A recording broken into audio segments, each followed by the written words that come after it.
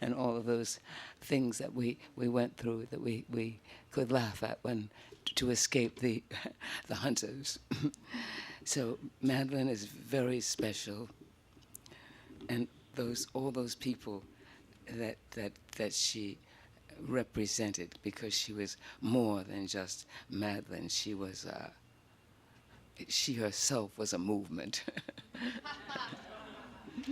And as a matter of fact, this book, although it won a Grammy, I think a lot of it has to do with the kinds of reality that came with those people that came from California and taught us in a way how to put in perspective, in artistic perspective, the harsh and the sweet realities of life.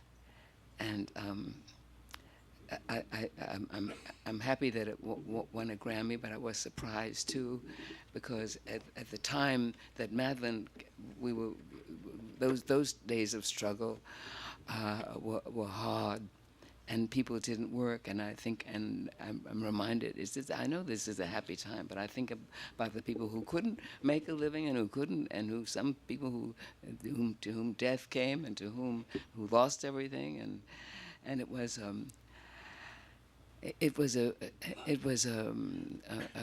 magic time in the world, because we began to feel closer to each other.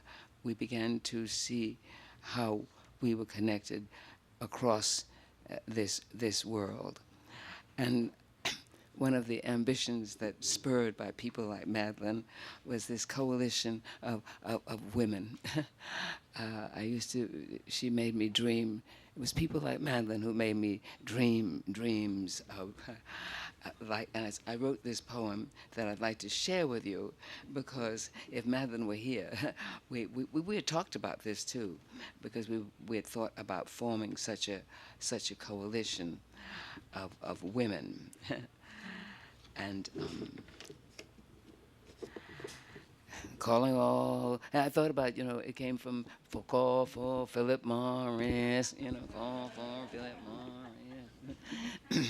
Calling all sisters, calling all sisters, calling all righteous sisters, calling all women, calling all women, calling all righteous women, calling all women to steal away to our secret place, have a meeting face to face, look at the facts and determine our pace, calling all women. We want to reach first and second and third world women, come together, women in and outside the power structure, working women, welfare women, women who feel alienated and isolated, women who are all frustrated, who have given up women, questioning women, unpolarized and unorganized, ostracized, tired of being penalized. Come, help us start to bridge the gaps, racial, cultural, or generation. We want action and veneration. These men, they just ain't doing it. They've had hundreds of years, not about to ruin it. A kitchen, office, ex-prison women, singing, dancing, diapering women, old and young and middle-aged women. Make this scene, oh yes,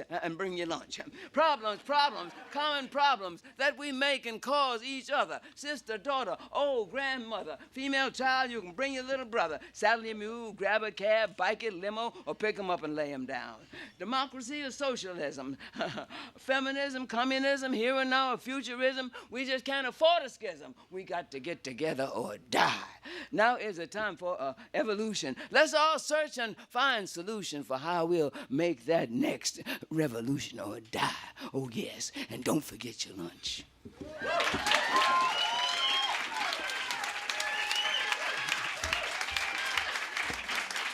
From Madeline.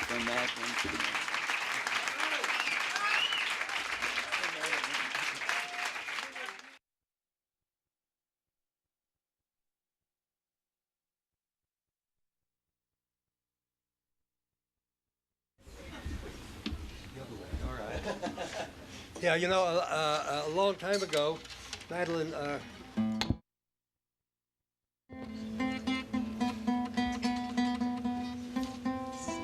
this isn't the song. A long time ago, Madeline heard me sing this song, and she said, "You've got to sing that song at my funeral." And unfortunately, I didn't get the opportunity to sing it at her funeral. But no one, Madeline one didn't know about the long reach of Madeline, which extends beyond life and death. And so I'm going to sing it here.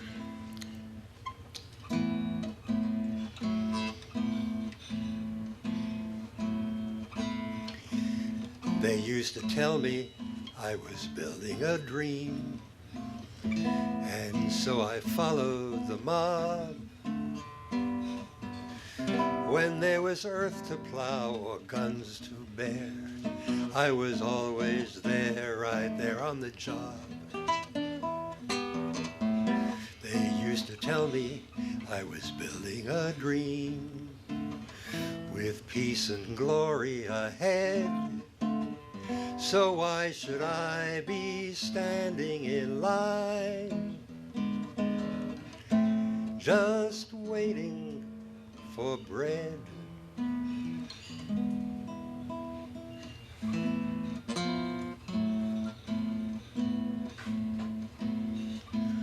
Once I built a railroad, made it run, made it race against time. Once I built a railroad, but now it's done. Brother, can you spare a dime? Once I built a tower to the sun, made of brick and rivet and lime. Once I built a tower, but now it's done. Brother, can you spare a dime? Once in khaki suits, gee, we looked swell, so full of that Yankee doodly-dum. 500,000 boots went slogging through hell, and I was the guy with the drum. Say, don't you remember, they called me Al. It was Al all the time. Say, don't you remember, I'm your pal. Brother, can you spare a dime?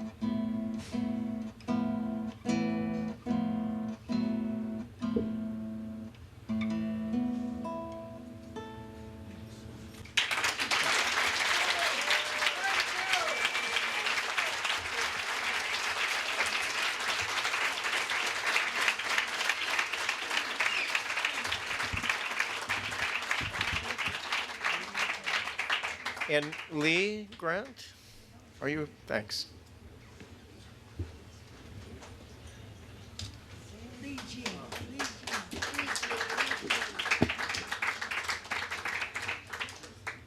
This is, oh boy, this really, everybody talking here has really taken me back to the time when Madeline and I were blacklisted together. And Ossie and John Randolph had Actors Equity. They were active in that, and that was their kind of bailiwick, and they would jump up and they would fight for actors being able to work in the theater. And Madeline and I, though we were both blacklisted, took on AFTRA. And I don't know how many of you know or remember that the union leadership in AFTRA was connected to Red Channels and Aware Incorporated. And so from behind the podium, they would pick out actors who they felt were opposing them and blacklist their fellow actors. This was the union leadership of AFTRA. And I don't know which of us got the idea to go to John Henry Falk. This was after many, many years of getting up and fighting and going nowhere and exposing them and going nowhere and seeing actors having to get up in the front of the Union Hall, and there were thousands of people there then in the Union Hall, and recant that they're sorry that they wrote their signature on a thing to help Spain, that they were sorry that they wrote their signature on a thing to help somebody else. And I don't know, I think it was Madeline who got the idea to go to John Henry Falk, who at that time had a very successful radio show where he chatted and tried to persuade him to run for the president of AFTRA, which is the only way that we could figure to get out these people and make a change. And I'm sure it was Madeline who got in touch with him. It's much more like her than me. And we went and we rang his doorbell and went inside, and both of us talked and talked and talked, and we were talking to the most principled, generous, extraordinary Austin Texan that you have ever met. And he knew exactly what he was getting into, and he agreed. And John Henry Falk ran for the presidency of AFTRA, and thousands of frightened actors decided that they could vote after all. And we overturned the leadership, and with that got Red Channels out of the membership sitting there, Aware Incorporated out of the membership sitting there. And it was the beginning of the end, the beginning of it. But it was the beginning of the end. We broke their hold.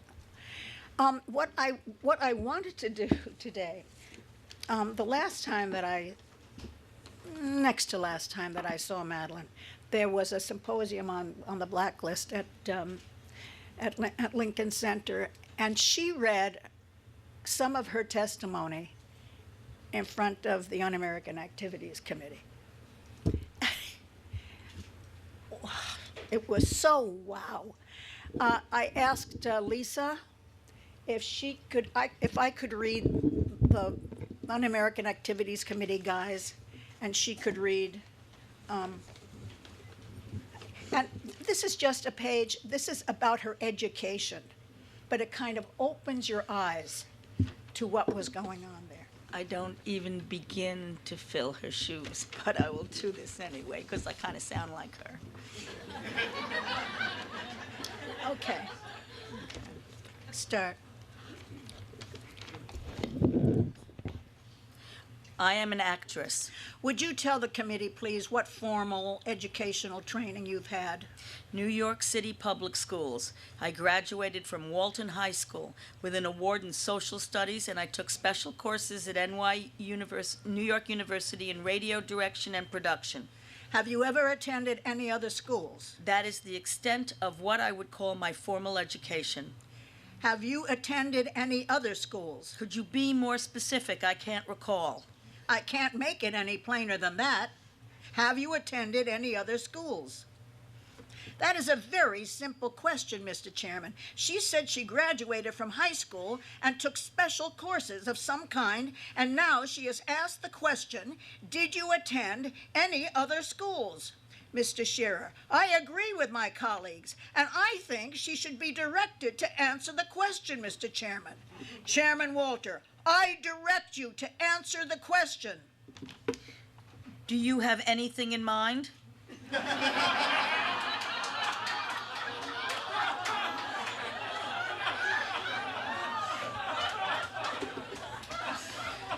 Chairman Walter, of course he has something in mind. He's not asking questions for fun. I direct you to answer the question. Excuse me, Mr. Walter. I am not here for fun either, and I have been taken away from my 3 children at considerable expense. I direct you to answer this question. I am trying to the best of my ability. I can't offhand recall any, and perhaps if he would refresh my memory, I would be glad to give you an answer. You can't recall any other schools that you attended? That's your answer? The end.